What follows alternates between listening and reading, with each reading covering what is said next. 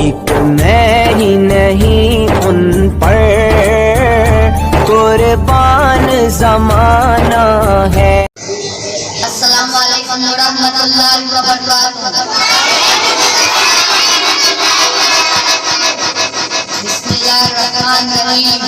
نعبد و نصلی علی رسول الکریم، اما بعد، اعوذ باللہ من الشیطان الرجیم، بسم اللہ الرحمن الرحیم۔ قل هو اللہ احد اللہ الصمد لم یلد ولم یولد ولم یکن له کفوا احد، صدق اللہ العظیم۔ محترم بزرگوں اور بھائیوں، السلام علیکم۔ میں کوئی مقرر نہیں کہ تقریر کر سکوں، مگر چند اس مدرسے میں رہ کر جو کچھ سیکھا ہے آپ کے سامنے پیش کرنا چاہتا ہوں، اسے غور سے سنیں۔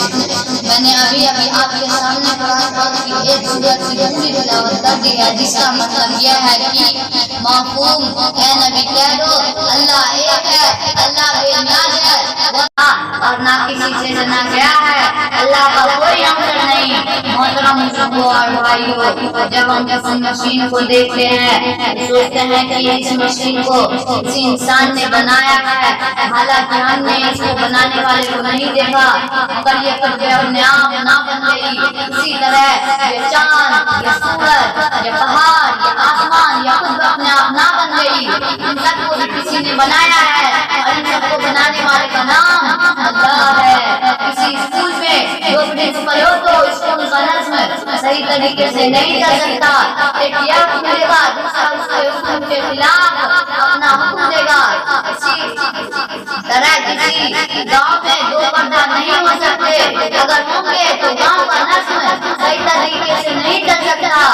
اسی لیے اس دنیا میں دو یا دو سے زیادہ خدا نہیں ہے، ورنہ یہ چاند، یہ سورج، یہ آسمان، ان سب کو بھی کسی نے بنایا ہے، اور ان سب کو بنانے والے کا نام اللہ ہے۔